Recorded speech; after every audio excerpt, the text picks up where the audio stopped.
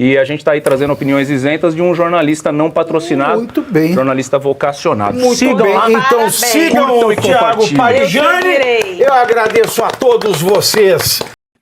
Fala, pessoal, sejam todos muito bem-vindos. Mais um bate-papo aqui no nosso canal Milton Dantunes e também no nosso canal Brasil Conectado, gente. Hoje, como havíamos prometido, a presença do deputado Duarte Júnior, que assumiu recentemente a Comissão, né, de Defesa das Pessoas com Deficiência, e vocês já acompanham junto conosco aqui todo o trabalho do deputado, principalmente desde aquele destaque na virada do ano passado, quando a gente teve o projeto 1614, aquele projeto que trazia um pacote de situações, entre elas, basicamente, aquilo que iria desestruturar, pelo menos no modelo que a gente conhecia, a questão do BPC-Loas. A partir de então, a gente vem trazendo outras demandas extremamente importantes e, claro, ao longo dessa caminhada se destacou, deputado, a questão da derrubada dos vetos. Eu estive em Brasília pela última vez agora em fevereiro, trazendo essa pauta como destaque também.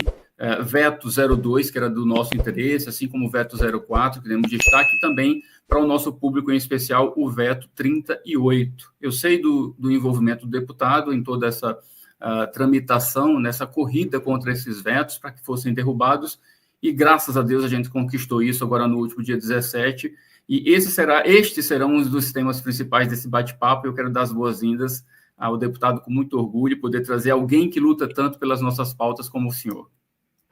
Obrigado, Milton. É um prazer poder falar contigo, poder falar com todos os seus internautas, telespectadores, todos aqueles que acompanham aqui essa live, onde o nosso objetivo é prestar contas do mandato, poder mostrar um pouco do que está acontecendo em Brasília, quais são as pautas, quais são os detalhes dos projetos, né, das medidas que o governo passa para o Congresso Nacional e o que o Congresso Nacional está fazendo diante dessas medidas. Tem muitas mentiras, tem muitas fake news, tem muita desinformação, e eu entendo que o melhor caminho para combater as mentiras, as desinformações, é participando de momentos como esse, através do seu canal, que tem como objetivo empoderar as pessoas um pouco mais sobre os seus direitos. Portanto, muito obrigado pela oportunidade de estar aqui. Espero que seja útil essa conversa aqui com vocês, para que todos possam cada vez mais conhecer e exigir os seus direitos. Será sem dúvida, deputado. Nós é que agradecemos. Pessoal, deixa eu só pedir algo muito importante para você que está no ao vivo conosco agora, tá? Fala para mim de que lugarzinho do Brasil você está acompanhando a gente nesse ao vivo, e eu já te peço para que você possa compartilhar esse bate-papo o máximo que você puder, já que isso aqui é utilidade pública, tá? Temas principais a serem abordados, a gente sabe que é a questão dessas derrubadas tão importantes e aguardadas aí pelos vetos 38, 02 que aconteceram dentro, né, dos devidos acordos. E, deputado, eu já queria já de imediato começar com essa pergunta que vem sendo muito repetida nos meus bastidores, principalmente nas minhas redes sociais. A partir da derrubada dos vetos lá no dia 17, a gente sabe que existe toda uma tramitação natural, né, de promulgação. Há quem diga que já foi promulgado, mas dentro, de maneira interna do Congresso. Mas, a respeito da validade efetiva dessas derrubadas, é preciso uma oficialização através de diário oficial? Quando isso está previsto ocorrer? Fala um pouquinho para a gente sobre isso, por gentileza. Olha, na semana passada, a gente teve realmente mais duas grandes vitórias em defesa do direito das pessoas com deficiência, em defesa da inclusão. Infelizmente, o governo federal ele tem errado muito, cometido erros graves, que têm atingido diretamente o direito daqueles que eles prometeram defender, daqueles que mais precisam, em defesa das pessoas com deficiência. E isso começa de forma mais didática, começa no final do ano passado, quando o governo federal enviou uma proposta, através dos seus líderes na Câmara, que foi o PL 4614, que tinha um objetivo, para reduzir gastos. A alternativa era cortar o BPC, acabar com o BPC, o benefício de prestação continuada, para as pessoas com deficiência, em especial as pessoas com autismo, nível de esporte 1, e pessoas com trissomia do cromossomo 21. Nós conseguimos alertar a população, geramos uma grande mobilização nas redes sociais, nas ruas, nas cidades, por todo o Brasil, e nós conseguimos liderar esse processo e cortar, acabar com esse projeto 4614 na Câmara e no Senado. Nós conseguimos corrigir 80% da proposta na Câmara e terminar de enterrar essa proposta, o 4614, no Senado, quando eu fui lá, conversei com os senadores, apresentei emendas e nós conseguimos fechar um acordo no sentido de que o presidente da República queria vetar essa proposta no que diz respeito a prejuízo do direito das pessoas com autismo e pessoas com trissomia do cromossomo 21. Ou seja, foi uma grande vitória e bem ali nós mostramos o caminho. Para garantir inclusão, a gente tem que ter informação, tem que ter mobilização, tem que ter pressão e com isso a gente consegue proteger os nossos direitos. Agora, nesse último mês, no mês de junho, na semana passada, nós nos deparamos com a ascensão do Congresso, onde iria ser debatido os vetos 2 e 38. De repente, foi feito um acordo ali e retiraram os vetos 2 e 38. Eu cheguei na segunda-feira, na semana passada, em Brasília, e quando eu for ler os vetos que nós iríamos deliberar, não estava lá presente o veto 2 e o veto 38. Imediatamente saí da Câmara, fui para o Palácio do Planalto, lá tinham algumas mães com microcefalia, nós entramos no Palácio, fizemos uma reunião com a ministra Gleice e fizemos um acordo para que esse veto pudesse ser apreciado e o governo assumiu o compromisso de que iria orientar a bancada de governo, a bancada governista, a base do governo, para que pudesse derrubar o veto do presidente da República. E nós conseguimos deliberar sobre o veto 2 e o veto 38. E o que significa esse veto 2 e o veto 38? O veto 2 é aquele que garante uma indenização às pessoas com microcefalia e uma pensão vitalícia. E o veto 38 é aquele que garante que o laudo de pessoas com deficiência permanente, como autismo, como trissomia, ou seja, deficiências que são condições para toda a vida, não tem prazo, não tem período, não é temporário, que esse laudo também seja permanente. Não é adequado, não é razoável, é uma verdadeira incongruência. Se uma pessoa tem uma deficiência permanente, não tem como o laudo ter validade. Isso força a pessoa a ter que entrar na burocracia do governo federal, na burocracia do INSS, na burocracia do poder público, para poder ter prejuízos para acessar os seus direitos. E hoje, com a derrubada desses dois vetos, em especial aqui eu falo sobre o veto 38, a gente tem a certeza de que o laudo permanente de deficiências permanentes, assim será, não vai ter nenhum tipo de validade para que as pessoas tenham que ir no INSS fazer uma reavaliação, não terá nenhum tipo de reavaliação.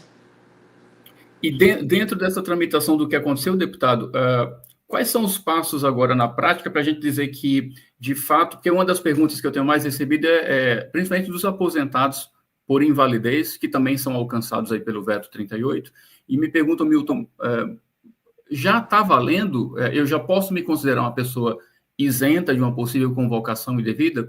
Já que esses aposentados por invalidez, eles também precisam, né, com a derrubada do veto, manter a validação desses laudos médicos lá atrás, chancelados pelo próprio INSS através das perícias médicas. Com certeza, a partir do momento que nós derrubamos esses vetos, a promulgação dessas propostas e começa a se ter validade, começa a ter efeitos jurídicos. Sobre a questão da microcefalia, ainda há uma discussão jurídica no Supremo, mas já tivemos reunião com o ministro do Supremo Tribunal Federal, o ministro Flávio Dino, no sentido de que entende-se que não há nenhum tipo de inconstitucionalidade, até porque foi feito um acordo, porque alega-se um vício de iniciativa. Para fins de pensão, para fins de reparação, não deveria ser uma proposta de iniciativa do Poder Legislativo, mas sim de iniciativa do Poder Executivo. Mas essa possibilidade de vício formal foi descartada, então, com a derrubada desses dois vetos, já está valendo, tanto para pessoas com microcefalia, como também o laudo permanente, para que as pessoas possam usufruir dos seus direitos de agora em diante. Maravilha. Então, de acordo com o que vem sendo ventilado, não há oficialmente uma necessidade de uma publicação em um diário oficial para que entre em vigor a validade dessa derrubada desses vetos, correto, deputado? Não, a partir do momento que nós derrubamos os vetos, há a promulgação dessas propostas legislativas. Porque como é que é o processo legislativo? Apresenta um projeto de lei, esse projeto é aprovado na Câmara, aprovado no Senado, vai para o presidente da República sancionar. Sim. Se o presidente sanciona, da sanção tem que ter publicação. A lei, ela gera efeitos da data da publicação no diário, da publicação dessa proposta que foi sancionada. Se há o veto, ou seja, se não há sanção, vai para a Câmara, vai para o Congresso Nacional, para que o Congresso possa ou manter o veto, e aí manter o veto acaba com toda e qualquer possibilidade de gerar efeitos jurídicos, ou há uma derrubada do veto. Com a derrubada do veto, qual é a consequência jurídica? Com a derrubada do veto, a Câmara ela publica a derrubada desse veto e a própria Câmara, ou melhor, o Congresso, faz a promulgação dessa proposta. Com a derrubada do veto, a publicação dessa proposta, através de uma promulgação por parte dessa Casa Legislativa, do Congresso Nacional, a partir dessa publicação é que ela começa a ter efeitos jurídicos. Então, como foi feita a derrubada desses dois vetos, não vai mais para o presidente, apenas se faz a publicação da promulgação para que ela gere efeito jurídico. Maravilha, show de bola. Pessoal, a gente está com o deputado Duarte Júnior, que está falando sobre justamente os efeitos da derrubada tanto do veto 2 quanto do veto 38, que aconteceram na última semana. Muito importante para você, esses vetos, essa derrubada de vetos, alcança aí pelo menos, né, se a gente for colocar na totalidade de pessoas que são alcançadas por benefícios de prestação continuada, quanto você que é aposentado por invalidez, a gente está falando aí de cerca de entre 6 e 9 milhões de pessoas, tá? Então, é muito importante o que a gente está discutindo aqui hoje. Uma coisa que me chama a atenção, deputado, e que eu quero que a gente possa falar sobre isso, eu tenho um trabalho efetivo na defesa e na visibilidade, principalmente da pessoa idosa, de um modo geral, e que, por consequência, na sua grande maioria aposentadas, né, e pensionistas, a gente vem trabalhando muito essa visibilidade, né, esse local, esse lugar, né, de fala desses grupos que são de milhões de pessoas e que, lamentavelmente, ao longo de muitos anos, a gente vem observando que esses grupos de pessoas vêm sendo tratados como pessoas de segunda categoria.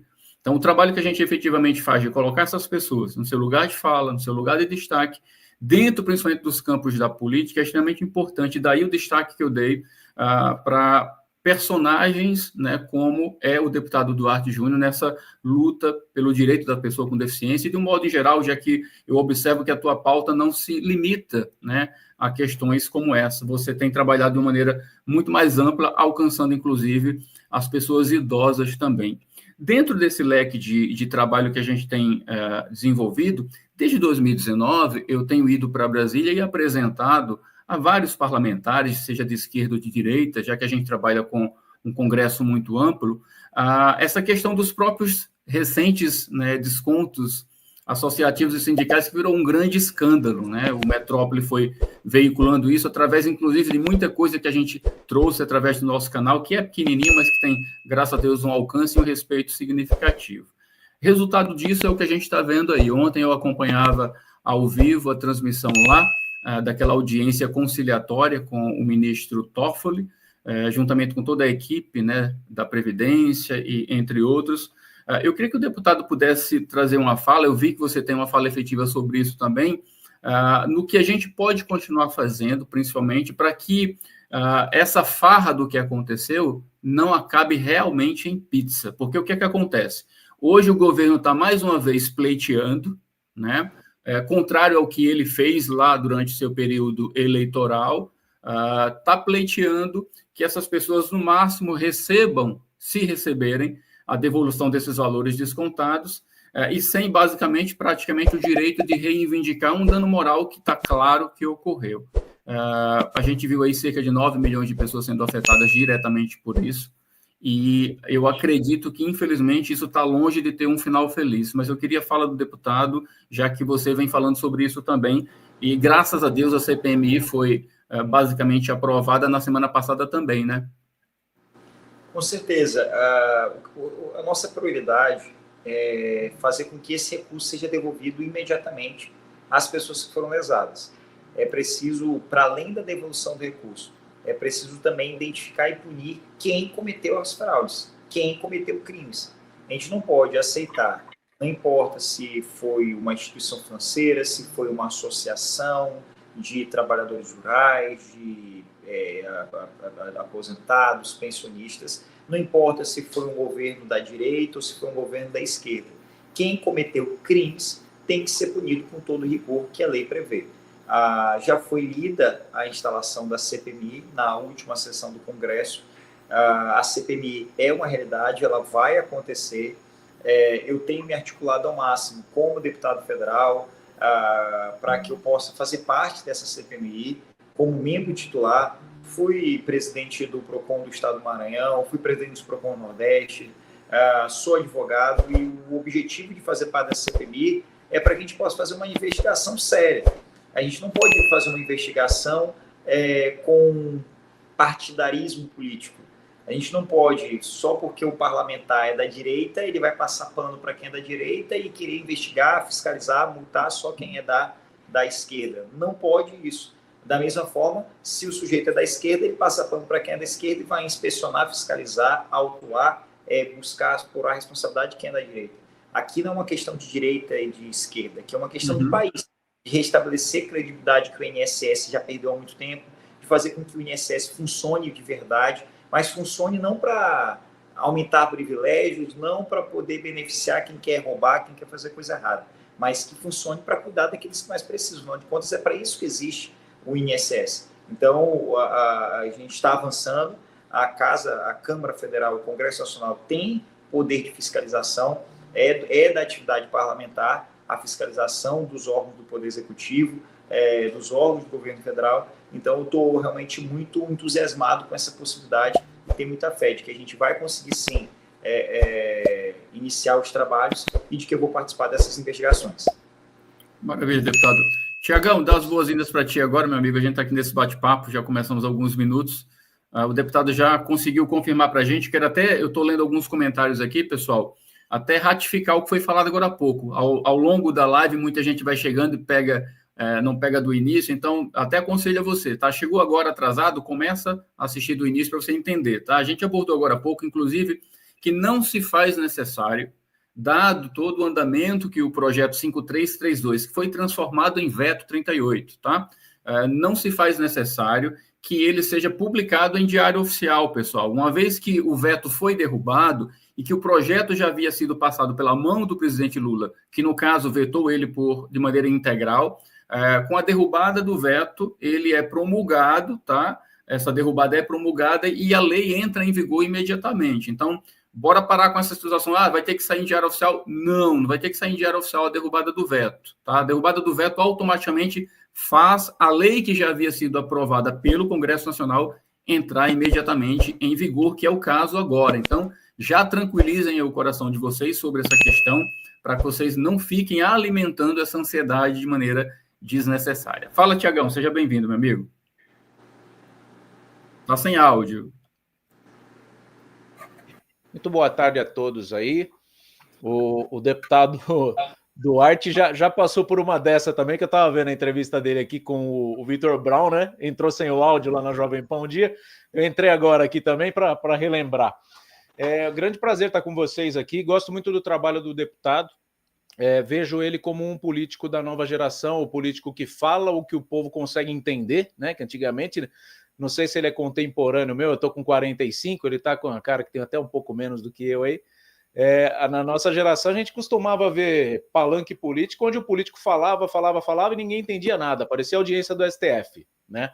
E ele vem nessa nova toada, vejo ele com os mesmos olhos que vejo aí o Fernando Holliday, apesar de não ser do mesmo partido, o próprio Nicolas, né? Vejo ele numa pegada moderna, que é o que o nosso país precisa, uma nova política, uma política transparente. Vejo ele com muita vontade de fazer isso acontecer, a não ser que eu esteja enganado, ele me corrige.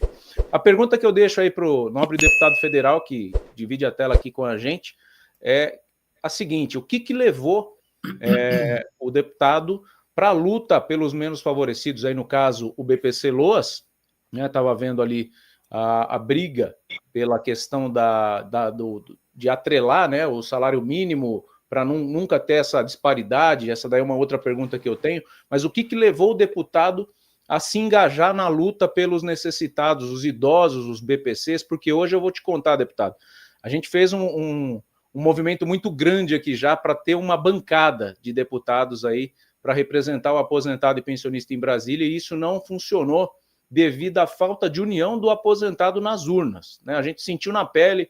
Não sei se o Milton comentou, já foi candidato, eu já fui candidato aqui também pela minha cidade a vereador, e quando a gente vai para a urna, a gente sente uma desunião desse povo que elege pessoas, mas não elege quem defende o aposentado. O aposentado, na hora da urna, ele acaba esquecendo que ele é aposentado e vota pelo o cara que defende o transporte, a educação, o esporte, e esquece da causa dele mesmo.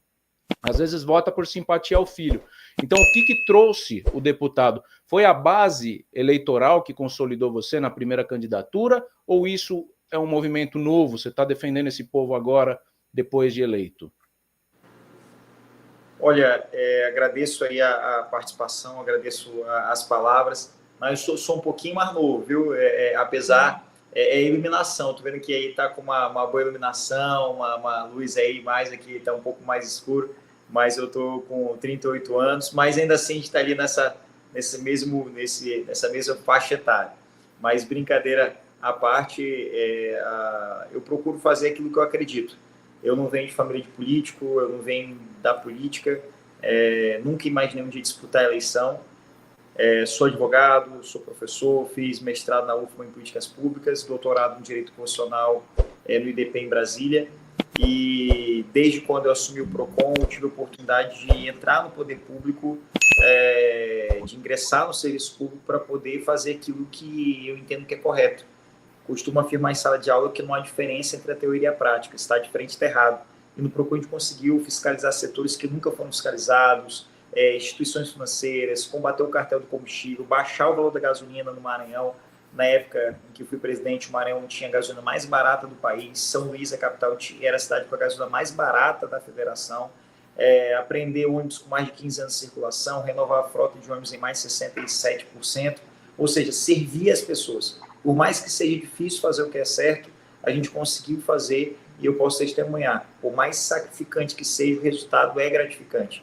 E como deputado federal, eu tenho muito orgulho de representar causas que eu acredito.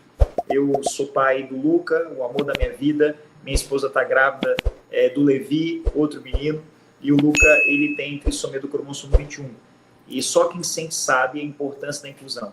Eu jamais iria entrar como deputado federal, ter a oportunidade de ser um dos 503 deputados federais do meu Brasil, do meu país, e chegar lá tendo a oportunidade de fazer e esquecer de onde eu vim, esquecer das minhas origens, esquecer o porquê eu estou ali. Eu estou ali não para me servir, para me beneficiar, eu estou ali para servir as pessoas e para ser um servidor público exemplar, isso que eu quero. E como deputado federal, eu não iria me calar, mesmo sobre a oferta de emendas extras, sobre a oferta de privilégios. Eu tenho muito orgulho do que aconteceu no final do ano passado, porque enquanto todos se calaram, e aqui eu abro um parênteses para destacar a encenação que é essa questão de direita e esquerda. Eu vi deputados do PSOL retirando a chance que tinha de apresentar emendas de retirada de texto desse projeto 4614. Eu vi deputados do PL, Partido Liberal, da extrema-direita, retirando as emendas, fazendo acordão ali com o governo para tirar as emendas e, consequentemente, tirar a chance que nós tínhamos de corrigir o projeto. E se não fosse eu falar com o coração, ocupar a tribuna e gritar para todo o Brasil me ouvir, e as redes pressionar os parlamentares que ali estavam, a gente poderia ter hoje um projeto 4614 retirando um direito tão importante, que parece tão insignificante pelo valor, mas é tão significativo para quem mais precisa, que é o BPC para as pessoas com autismo, para pessoas com trissomia do 21. Então, o que me fez chegar, gritar e ter coragem de fazer é deixar o coração falar e mostrar para as pessoas de que existem pessoas ruins e boas em tudo que é lugar. A política não é lugar de gente ruim. Tem gente ruim na política, mas quando os bons se calam, como disse Martin Luther King, os maus governam. Então a gente não pode escalar, a gente tem que ocupar o espaço, e foi isso que me fez chegar lá e fazer. Foi pensar no meu filho, foi pensar nas crianças com deficiência, foi pensar nas famílias que têm vulnerabilidade e que precisam desse benefício para poder ter cada vez mais direito a uma dignidade, poder ter o mínimo de dignidade possível. Excelente. Deputado, eu vou aproveitar para te pedir, eu estou acompanhando aqui enquanto o Thiago falava contigo, eu estava acompanhando aqui o nosso chat. Eu vou pedir uma gentileza para a tua equipe, para passar depois para mim, via WhatsApp, as informações já dessa promulgação referente à derrubada do veto 38, para que eu possa publicizar isso depois nas minhas redes também e trazer isso em outros vídeos futuros, porque eu estou vendo que a ansiedade das pessoas continua, eles querem realmente poder ter acesso a um lugar onde diga lá que está a lei valendo, se a lei permanece com o mesmo número, se mudou, coisas do tipo. Então, eu pediria essa gentileza ao deputado, por favor. Certo. Eu vou te passar, vou pedir para a Jéssica, que é minha chefe de gabinete, ela vai entrar em contato com o Pedro, para que possa passar para o Milton aqui as informações sobre essa questão da promulgação do veto 2 e veto 38, para mostrar que já está tendo efeitos. Até porque as pessoas, elas são como Tomé da Bíblia, né? Exatamente. Só acreditam mesmo. Então é importante ver para crer. Exato. E, claro, ter mais subsídio para exigir os seus direitos. Claro, com certeza. Deputado, eu quero fazer uma linha de raciocínio lógica com o que a gente falou aqui do 4614. O 4614, entre aquela questão de praticamente desfazer o que era o BPC, aquele projeto trouxe por parte do governo, da liderança do governo na Câmara, outras particularidades que também chamou a nossa atenção e que foi assunto muito discutido aqui, inclusive com participação do Tiago. Por exemplo, a gente sabe que naquele projeto também foi colocado a questão do limite do que se chama ganho real, né, junto ao aumento salarial. Ganho real esse, deputado, que só alcança o assalariado. E o que acontece? Dentro do cenário de luta que a gente desenvolve, a gente, por exemplo, traz para destaque o projeto de lei que eu até pedi gentilmente ao senhor também, que a sua equipe possa tomar nota para depois te deixar a par desse projeto com profundidade, projeto 4434, de 2008, tá? É um projeto que já foi aprovado no Senado há bastante tempo. Eu sei que é um projeto delicado, por conta do seu objeto principal, mas todo projeto pode ser discutido. Qual é o objetivo desse projeto? É trazer uma equiparação, um equilíbrio para as perdas salariais que, por exemplo, todo aposentado e pensionista hoje vem tendo, qualquer um que ganhe R$1 acima do salário mínimo até o teto. O que eu venho acompanhando e trazendo à tona é que, ano após ano, independente de governo de esquerda ou de direita, isso vem sendo velado, silenciado, e, na prática, todo ano a gente tem uma grande leva de aposentados e pensionistas que passaram a vida inteira contribuindo com seus benefícios, enquanto trabalhavam, para que, ao aposentar-se ou tornarem-se pensionistas, pudessem ter um benefício que minimamente acompanhasse as perdas inflacionárias. Com isso, deputado, a realidade é que todo ano muitos e muitos aposentados passam a ser assalariados. Se nada for feito, dentro de um médio e longo prazo, a gente não vai ter mais absolutamente ninguém ganhando acima do mínimo. A gente sabe que a situação da Previdência, em alguns aspectos, já não é das melhores. E se essa forma de alimentar a desestimulação das pessoas de contribuírem, isso vai piorar ainda muito mais. Então, o 4434, ele trata objetivamente de alterar os cálculos para que essas pessoas não tenham essa perda tão absurda e se tornem assalariadas com o passar do tempo. É um projeto chamado pauta bomba, porque vai mexer com o bolso do governo no sentido de que, dentro do escopo do projeto, traz-se a ideia de reposição das perdas que já aconteceram ao longo de 30 anos. É essa parte que eu digo que pode ser discutida na Câmara. Para o senhor ter ideia, deputado, eu estive em Brasília e, junto a um deputado que hoje não faz mais parte da Câmara, nós conseguimos um requerimento de urgência urgentíssima. Eu fui desafiado a isso e, com a ajuda de um deputado, eu consegui as mais de 257 assinaturas para que, logo em seguida, o Arthur Lira, ainda na época, presidente da Câmara, junto com o governo passado, sentasse em cima dessa possibilidade de votação em plenário.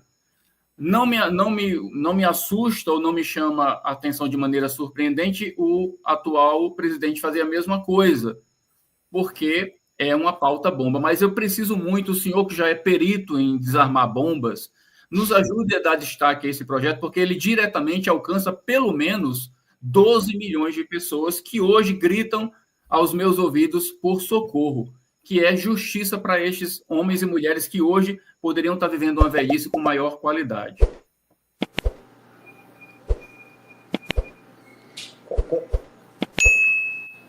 Com certeza, Milton. Essa proposta ela já se encontra no plenário, 4434/2008. é uma proposta que não é interessante para o governo, e aqui é muito. Eu sou um crítico dessa divisão direita e esquerda, dessa divisão de tratar a política como se fosse um clube de futebol, como se fosse exatamente um Flamengo e Vasco, um Flamengo e Fluminense, ou São Paulo, Palmeiras, enfim. A política é muito maior do que isso. Hoje tu vê alguns deputados da direita criticando essa postura porque o governo é um governo de esquerda. Mas outrora, como o governo era de direita e esquecia essa mesma causa, ninguém falava nada. A gente está falando de um projeto que é de 2008. Então, a gente precisa ter a técnica correta para poder saber que a gente precisa de um governo que, de fato, elenque prioridades. Tony Blair tem uma frase que diz que uma gestão que não elenca prioridades é uma gestão condenada ao fracasso. E quando a gestão fracassa, as pessoas sofrem.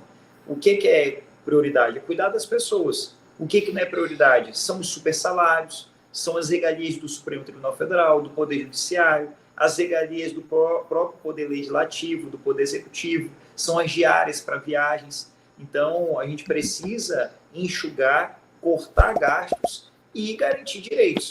A gente não pode aceitar corte de gastos onde falta dinheiro, como tentaram fazer no ano passado, cortar recursos do BPC.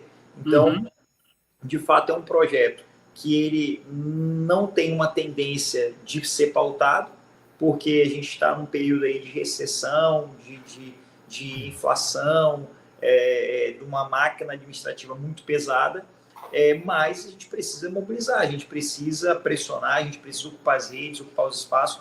Hoje em dia, as pessoas não precisam sair de casa para se mobilizar, elas conseguem fazer essa mobilização pelas redes sociais, seja pelo YouTube, pelo Instagram, marcando o presidente da Câmara, marcando o presidente da República. A gente consegue fazer essa mobilização, essa pressão social pelas redes. Então, é aproveitar essa tecnologia para poder fazer com que os nossos governantes, com que os nossos parlamentares, eles possam entender aquilo que de fato é importante. O que o Thiago falou é importante ser destacado.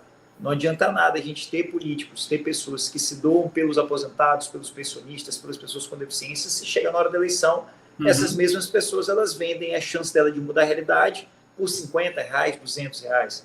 Pega o dinheiro desse político bandido que quer comprar o teu voto e vota em quem trabalha. Tenho dito isso. Se fosse bom, ele não teria que pagar pelo teu voto. Ele ia mostrar, olha, eu fiz isso, eu posso fazer mais. Olha, esse é o meu compromisso, eu quero poder uma oportunidade de poder cuidar de quem mais precisa. Então, é nessa linha que a gente vai conseguir transformar a realidade que a gente vive. E a vida não é só problema, sabe? Não é só desgosto. Se tu gostei aí do que tu falou, especialista em desarmar bombas, se eu pegar aqui no último semestre, a gente conseguiu desarmar 3 bombas atômicas, que é o 4614, que é o Veto 2 e o Veto 38, coisa que ninguém imaginava que a gente ia conseguir fazer. E a gente conseguiu fazer. Então, o caminho é esse. Se a gente se unir, se a gente, de fato, perceber que maior do que qualquer diferença entre direita e esquerda, ou qualquer outra diferença, porque nós somos diferentes, é normal,